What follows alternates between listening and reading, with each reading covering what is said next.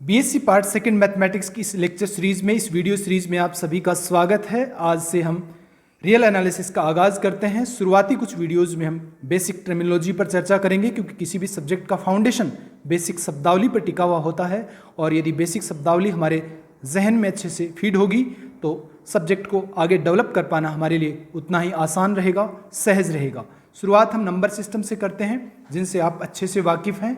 n the set of natural number, Z the set of integers, Q the set of rational number, R the set of real numbers। R जिसको हम number line भी कहते हैं। Interval भी एक set होता है, लेकिन प्रत्येक इंटरवल एक इनफाइनाइट सेट होगा। तो इंटरवल की डेफिनेशन होगी set of all real numbers lying between two real numbers. दो वास्तविक संख्याओं के मध्य सभी वास्तविक संख्याओं का समुच्चय अंतराल कहलाता है, या दूसरे शब्दों में इसको ऐसा भी कह सकते हैं, नंबर लाइन का कोई भी खंड, कोई भी हिस्सा, कोई भी पार्ट, कोई भी टुकड़ा इंटरवल कहलाता है। तो इंटरवल और इनफाइनाइट सेट में थोड़ा सा आपको डिफरेंस ध्यान में रखना है। ये सारे इनफाइनाइट सेट हैं, लेकिन इनमें से आर को छोड़कर बचे हुए तीनों सेट कोई सा भी इंटरवल नहीं बनाता है। तो आपको डिफरेंस ध्यान में रखना है। प्रत्येक इंटरवल सदैव इनफाइनाइट सेट होगा, परंतु प्रत्येक इनफाइनाइट सेट का इंटरवल होना जरूरी नहीं है। इंटरवल को हम दो भागों में बांट सकते हैं, बाउंडेड और अनबाउंडेड इंटरवल्स। बाउंडेड इंटरवल को हम फाइनाइट इंटरवल्स भी कह सकते हैं। ए और बी कोई भी दो वास्तविक संख्याएं हैं, ए का मान बी से छोटा है तो हम कह सकते हैं क्लोज्ड इंटरवल ए कोमा बी उन सभी वास्तविक संख्याओं का समुच्चय होगा जिनका मान ए से बड़ा या बराबर है, लेकिन बी से कम या इक्वल है। The set of all x belongs to R such that x is greater than और equal to A, less than और equal to B. Open interval set of all x belongs to R such that x is greater than A, less than B. दोनों में difference सिर्फ इतना ही है कि यहाँ पर एंड पॉइंट्स है वो इंटरवल के पॉइंट्स हैं, बिंदु हैं। यहाँ पर एंड पॉइंट्स हैं वो अंतराल में शामिल नहीं हैं। नेक्स्ट है ओपन, सेमी ओपन या सेमी क्लोज्ड, हाफ ओपन या हाफ क्लोज्ड इंटरवल, जिसमें एक एंड पॉइंट शामिल होगा, दूसरा एंड पॉइंट शामिल नहीं होगा। तो हम कह सकते हैं set of all x belongs to R, A शामिल नहीं है लेकिन बी शामिल नहीं है, तो ये कहलाता है सेमी ओपन कह दीजिए, हाफ ओपन या हाफ क्लोज्ड इंटरवल। इसी तरीके से ये भी हाफ ओपन या हाफ क्लोज्ड इंटरवल है, जिसमें ए शामिल नहीं है, बी शामिल है। ये सारे इंटरवल फाइनाइट इंटरवल कहलाते हैं, क्योंकि इनकी लेंथ फाइनाइट है। तो इन सब की लेंथ होगी एंड पॉइंट्स का अंतर, अंतिम बिंदु माइनस प्रारंभिक बिंदु। तो हम कहते हैं सबकी लेंथ होगी b माइनस ए। नेक्स्ट है अनबाउंडेड इंटरवल, जो बाउंडेड नहीं है उन सबको हम कहेंगे अनबाउंडेड इंटरवल। पहला इंटरवल है set of all x belongs to R such that x is less than और इक्वल टू बी, उन सभी वास्तविक संख्याओं का समुच्चय जिनका मान b से कम या बराबर है। नंबर लाइन पे इसको हम ऐसे दर्शा सकते हैं, b से इधर जितने भी पॉइंट्स हैं नंबर लाइन पे वो सारे इस इंटरवल के पॉइंट होंगे, जिसमें b भी इंक्लूड है। यहाँ पर b इंक्लूड नहीं है, तो ये भी एक अनबाउंडेड इंटरवल है, क्योंकि एक तरफ से तो बाउंडेड है, दूसरी तरफ से बाउंडेड नहीं है। तो इस इंटरवल को हम कहते हैं इनफाइनाइट या अनबाउंडेड इंटरवल। इसी तरीके से ये दोनों इंटरवल भी अनबाउंडेड या इनफाइनाइट इंटरवल हैं। आर भी सेट ऑफ रियल नंबर्स भी एक अनबाउंडेड इंटरवल है विदाउट एंड पॉइंट्स, जिसको हम नंबर लाइन भी कहते हैं। ये भी एक इंटरवल को परिभाषित करता है।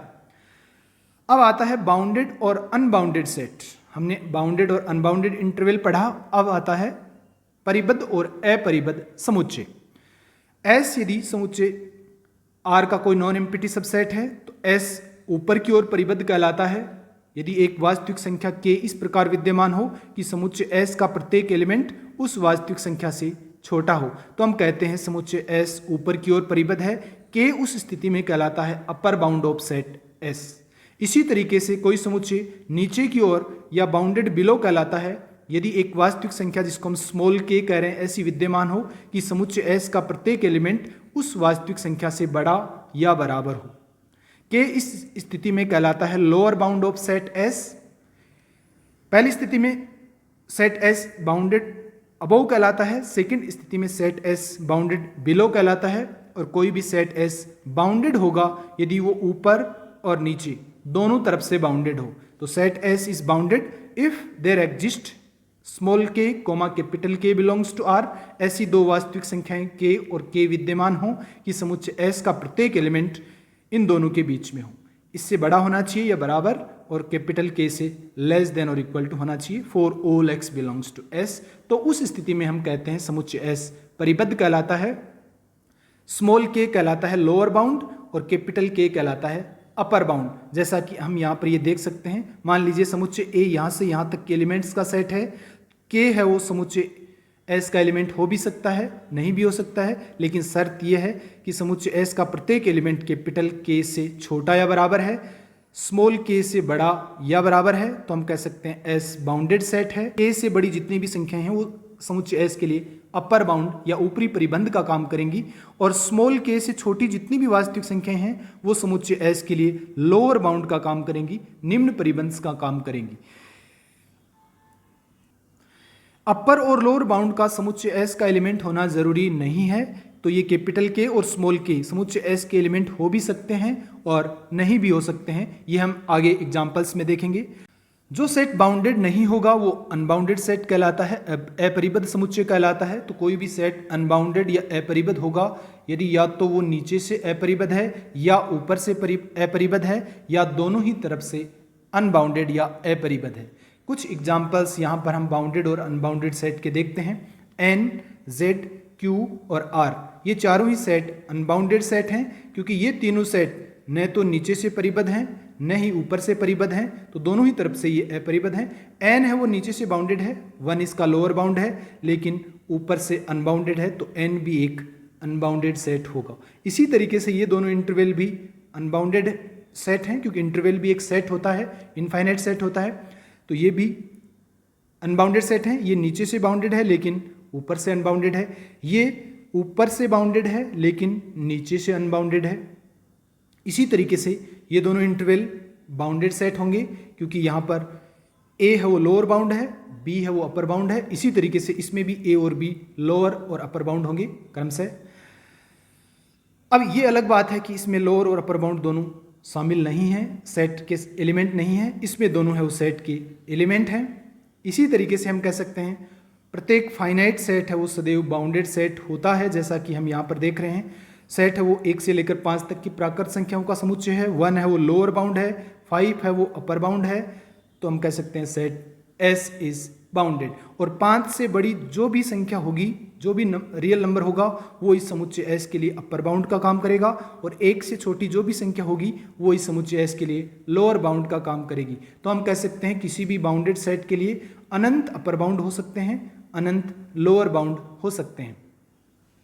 Next example, S set of all 1 by n, n belongs to n, उन सभी संख्याओं का समुच्चय है जो 1 से स्टार्ट होती हैं, 1, 1 by 2, 1 by 3, 1 by n और डॉट डॉट डॉट।